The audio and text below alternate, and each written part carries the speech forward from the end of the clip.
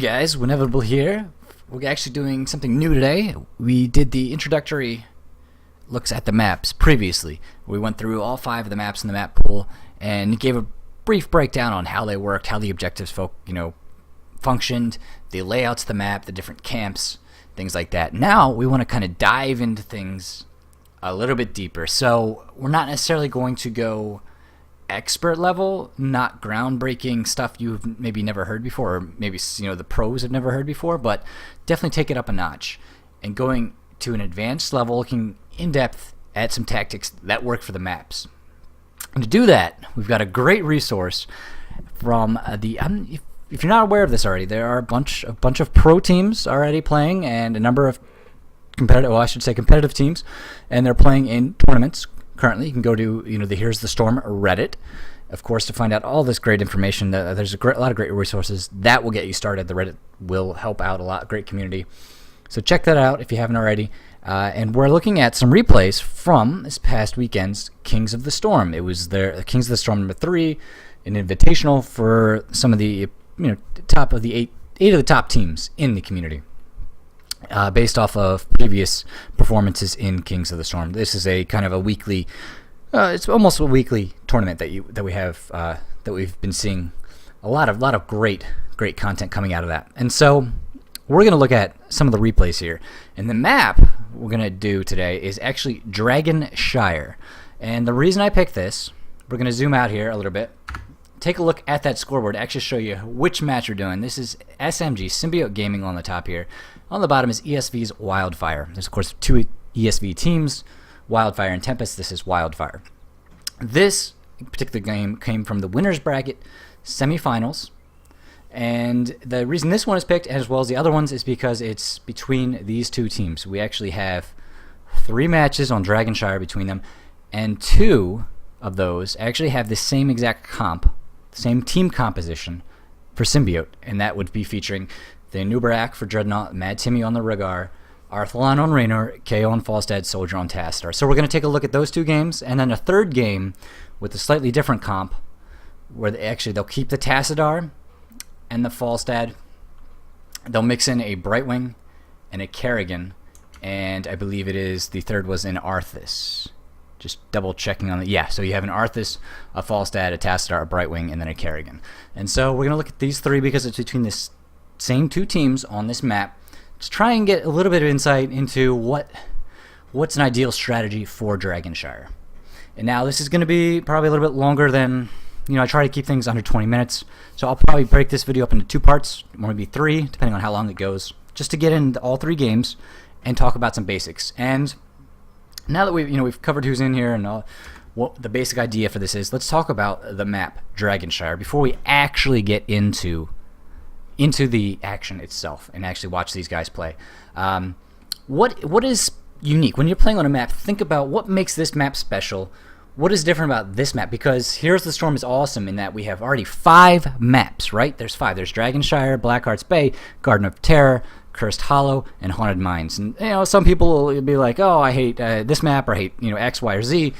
But there's a great amount of variety here, and it's so spectacular to see that. There's 3 more maps already being planned and built.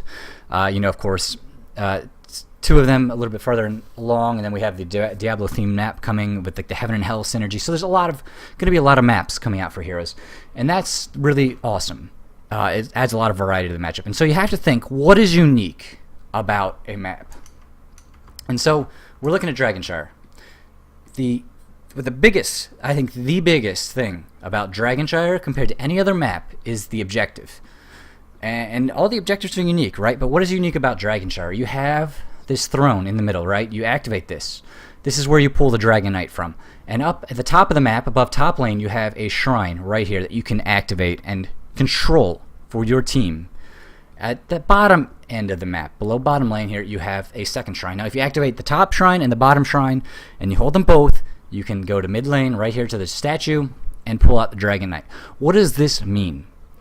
Why is this different? It's because you have to control 3 locations on the map at once to trigger the objective. Okay, look at the other maps. Blackheart's Bay, you're running around the map picking up coins, and there's a central turn-in location. But you don't have to be at all those locations at once. Haunted mines, the skulls are underground, right? You gather as many as you can without getting into depth too much, and then you trigger the golem, and then the golem spawns, and it pushes the lane, right? What else? Garden of Terror. The seed spawn during the night cycle. You pick that up, you get 100, you spawn your terror, and you push with it, or defend, as the case may be. And of course, Cursed Hollow. Tribute. Now, that's a random map, right? There's a lot of RNG, the random number generator. And so you'll have the tribute spawning. You don't know where. That's kind of what's unique about it. We'll get into those maps, too, when we actually do in-depth looks at them. But with all of those, when a tribute spawns, it's at one spot on the map. Okay, the skulls are in one general location. The seeds are always in the same area. Now, with Dragon Shire, you can't go and say, pick up this shrine, and then, okay, you get points for your team. And then later on, go and get this shrine. To actually get the Dragon Knight, you have to get both shrines and then pick up the dragon in the middle. You have to, like I said, 3 locations at once. That is what makes this map, I think, in my opinion, the most unique. Now, you could talk maybe about the Merc camps. It's a 3-lane map. That's not uncommon, right? And then you could talk about layouts of the Merc camps, but I think the biggest thing is the objective. And now the Merc camps, the mercenary camps, the hard camps here, and then the easy camps, and the one below, all kind of play into the objective. And so what I want to say here, and the biggest takeaway, I think, especially for newer players that are just figuring all this stuff out, is that don't think of the Dragon Knight as an oh my god, OMG, we gotta have it, let's go get it, and then ping, ping, ping, ping, ping, ping, get the Dragon Knight, guys, get it, go, go, go. You can't force it. This is something you have to. I mean, I want to be very clear. Of course, there are different compositions with teams where you can maybe have like a pick comp or a catch comp, a kind of like something where you are going and trying to catch the enemy out of position and get kills and then get an advantage from that. That's where you're kind of forcing the game. But with this objective, the idea is that you can't just if the other team plays well, you can't, unless they make mistakes, you're not just going to get a free Dragon Knight because of the 3 locations. You can't split your forces. If you have a person at bottom shrine, or say 2 at the bottom shrine, 2 at the top shrine, and 1 in the middle, the enemy team can concentrate 3 to 4 heroes anywhere in any lane and prevent you from taking the Dragon Knight. So this isn't something you just force, like taking seeds or taking the skulls and the mines. No, what happens here, in most cases, you'll see that, with the exceptions of, say a team makes a mistake, but the idea is you're kind of finessing it, you're caressing it, okay? It's like, you gotta let things fall into place. It's the Dragon Knight, I want to call it a Demon Knight for some reason. The Dragon Knight is a prize. It's like a piece of cake that you are rewarded for playing well. And that's how you really need to think of it. In my opinion, it's just that you cannot force something, because if with exception, of course, you can do like a roaming ganking style. We'll see that in the future in the Kerrigan comp. We do have the roaming style with Kerrigan a little bit. It does kind of catch the other team out of position. They make mistakes, and you'll see some Dragon Knights from that. But the idea is that and I don't want to hammer this home too much, but it's something that comes to you. You can't all just rush a Dragon Knight. There has to be the right opportunity for the Dragon Knight to happen. Okay? So, yes, basically what you're doing is you're waiting for the other team to make a mistake. Either they make a mistake, they're out of position, you get a free kill somewhere, or you win a team fight. There's a mistake that happens that all of a sudden you have a man advantage, or you get lucky. We'll see that too. But most cases you're going to get a man, maybe two men up. You'll have 2 of the heroes down on the enemy team. And then you can say, okay, we have a 5v3. We have a 4v2. Something like that, where you have an advantage. The other team has made a mistake. And now you can get the position in all 3 spots. And the enemy team is just so hindered. Maybe you killed 3 heroes and the other 2 are so lit, they're so damaged, is the term, they're so hurt that they have to Hearthstone. They have to go back to the Halls of Storm. And then they can't contest. It's not something with you have 5 heroes up, and even sometimes with 4 heroes, that you can just snag free of charge, because you have to control 3 locations at once. Okay, that's point number 1. Think of the Dragon Knight as a prize. it's rewarded to you for good play and for your opponents making mistakes. It's not something you can just beat them into submission about like easily. They have to make a mistake for you to get a Dragon Knight in some way, shape, or form. And then number 2, the Dragon Knight is not invincible. He's big, he's fearsome, he's got this extra health bar, right? He does a ton of damage. He does double damage to the building. He takes half damage in return from structures.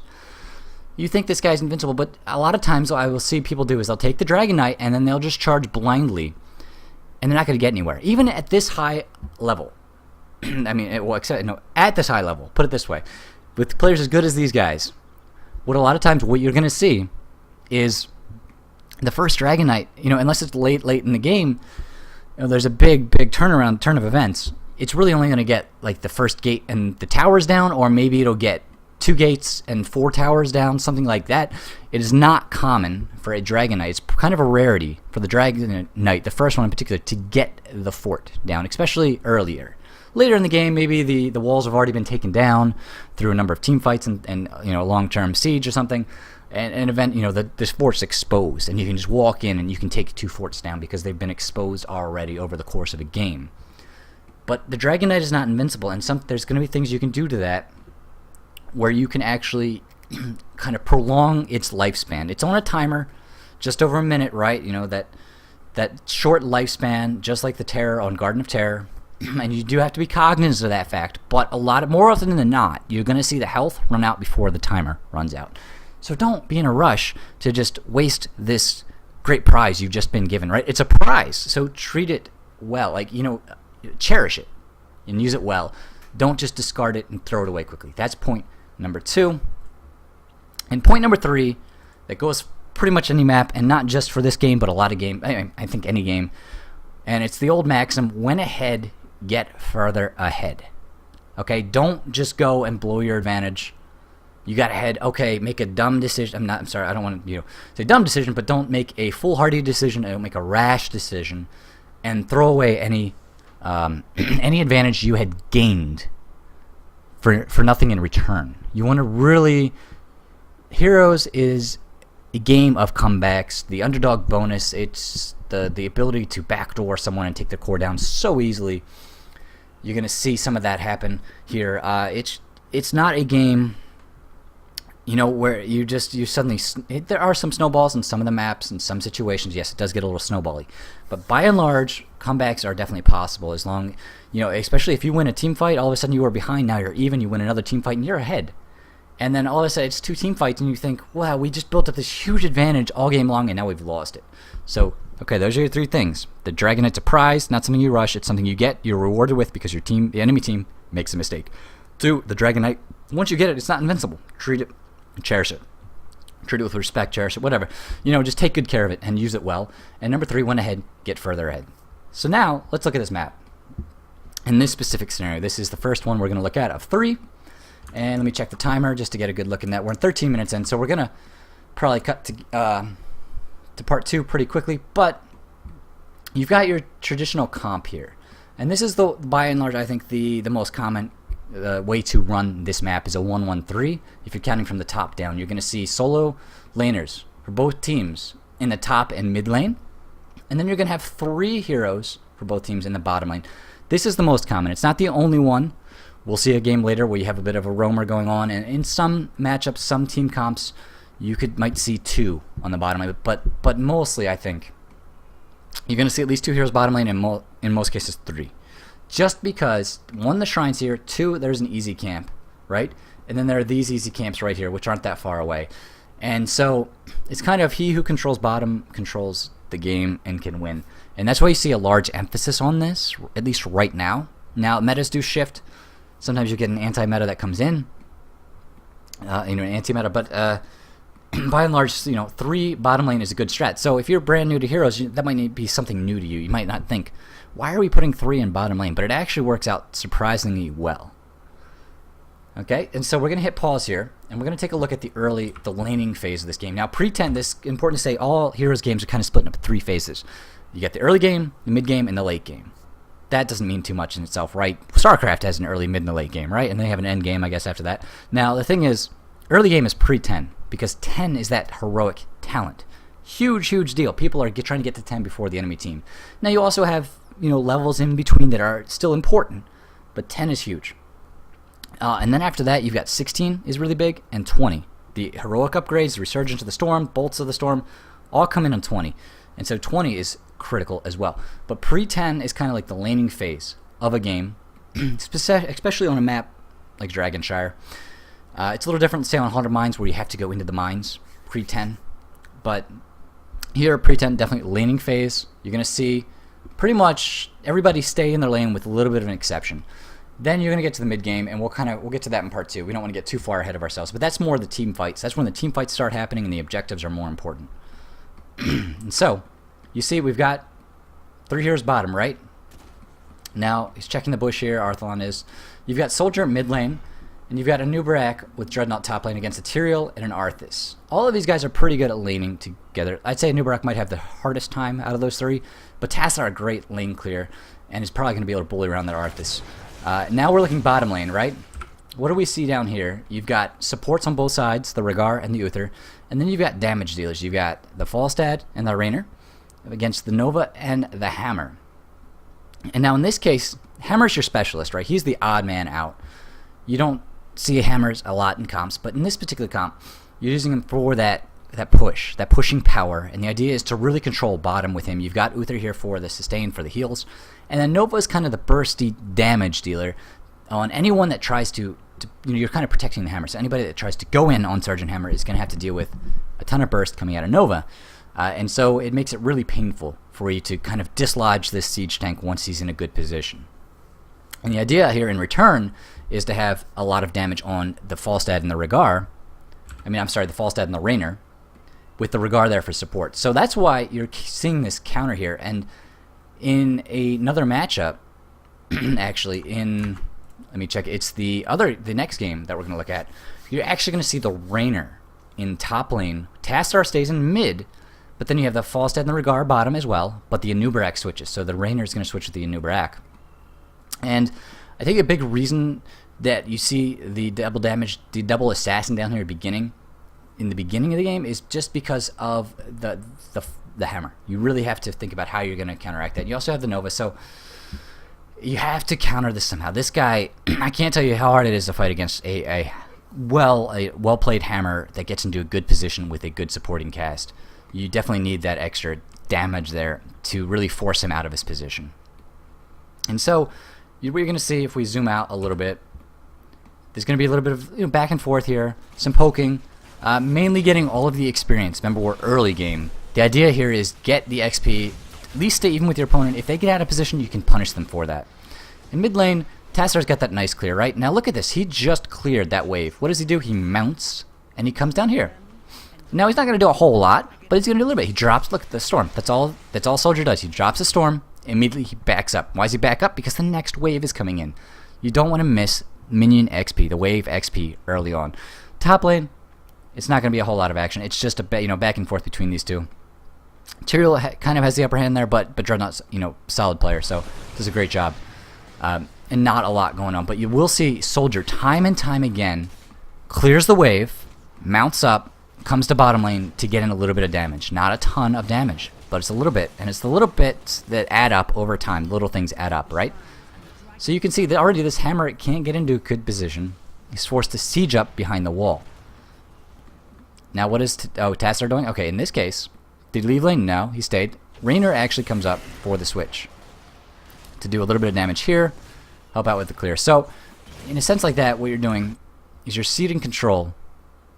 They're ceding control of top shrine, right? They're even going to lose bottom shrine here, it looks like, because they switched Raynor up to mid, but it forces Pickles back, and then immediately Raynor is back down. Now both shrines have gone at this point to Wildfire, right? But do we see a mad dash? We see Arthas does go, right? He does go for the Dragon Knight, right? He's going to try and pull it. I mean, it would be a fool not to try to take it. But Tassadar Soldier is here with a nice storm. Knocks him off, and then all of a sudden, you've got 3v3 back again bottom lane. They've tapped their wells, and they're coming in here to take bottom back. Meanwhile, Tassadar just does enough mid lane to keep Arthas off. And so, a decent back and forth. I'm not sure about the Rainer going to the mid lane there. It did see the bottom control when they didn't have top lane control at all. And so I'm not sure how I feel about that. It worked out alright because Tassadar can deny Arthas, the Dragon Knight. He's a pretty good hero. He's really solid by himself in a lane, and he can do that. And you can see soldiers even coming back down here. They know they've got control. There isn't enough time for Arthas to pull the Dragon Knight. He can't channel it. Soldiers back down here, and he's dropping more storms. He's auto-attacking, drops the storm. And look, immediately mounts back up, and he's going to go back to mid lane. And look at this. He's going to be right. Even before any minions have died, he's back in the mid lane. And that's a really cool tactic that you can use. If you have somebody mid lane like Tassadar, as soon as you clear the wave, you can move to the bottom and then move right back and not miss any experience. And he's contributing little bits, but it helps out. Every little bit helps. And now Arthas does the same thing, right? He's cleared his wave. Now he comes down. He returns the favor. They don't get the stun there, the root rather, and so the shrine is going to go back. But now ESV Wildfire has 4 heroes bottom lane, 1 top. They can't take the Dragon Knight. They have to go through this green wall right here. And that took me a little bit out of position, unfortunately. Just getting that damage there. And he actually walks out of the healing ward here. Does take a fall. Just that burst is so strong. But you can look at this. Arthas is taking... He doesn't fall, but he takes a lot of damage. He has to fall back. So the idea isn't to force the Dragon Knight. No one is really... With the exception, like Arthas did, of course, go to try and pull it, and Tassadar stopped him. If the opportunity is there, you take it. But you don't have to force it. And so there's going to be this long back and forth period in the laning, and what you're actually going to see now is another cool timing. At level 7, when you hit level 7, you can go for an easy camp. Soldier and Mad Timmy do make a play for it.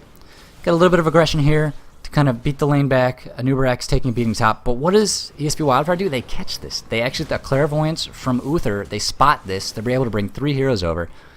They don't get any kills. They can't steal the camp, but they do prevent it from being taken. And that is why, and it's interesting to note, what do we have here on the talents? That's definitely an important thing to look at.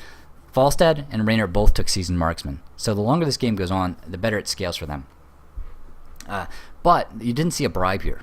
And so that's why a bribe is really like a favorite on this map because of these camps.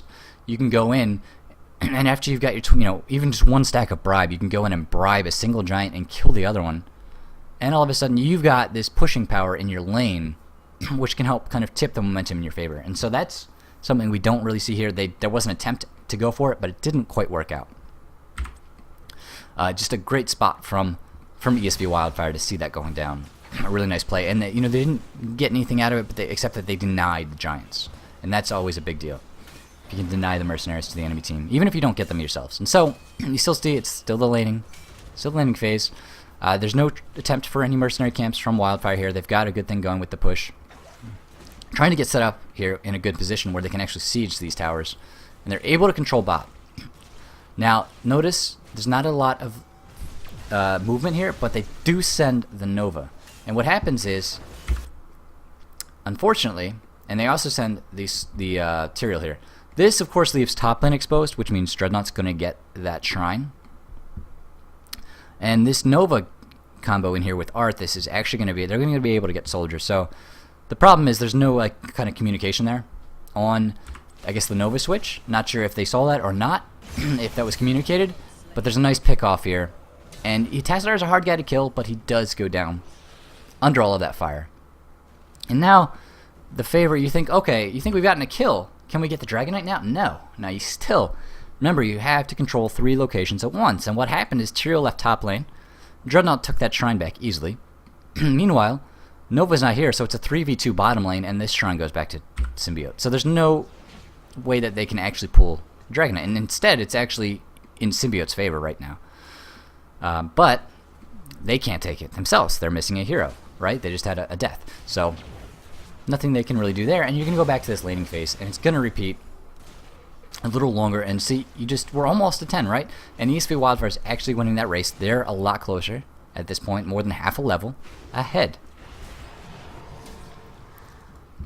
Now, do they have to get the Dragon Knight to do this? No, the Dragon Knight is not a requirement, it's a prize. And that's the biggest thing you can take away from this. Just this patient laning phase. There was a close call there, but Tassadar stopped Arthas from picking it up. And now it goes for Wildfire. But the idea here is, even with losing like 2 kills, there's still been no Dragon Knight, and they're very close in levels. Slightly to ESV Wildfire here. So that's kind of gonna, let's wrap up part 1. Let's go ahead and into part 2, and kind of break that, break down some more of the mid game and the late game, and take a look at some of the other maps just to get a feel for the laning phase. So you can kind of see that, I don't want to get too stuck into the specifics of the map of who's doing what where, but just focus on when the Dragon Knight's taken, how it's taken, and that it's a reward, not a requirement. And we'll actually take a look at some of the uses of the Dragon Knight itself.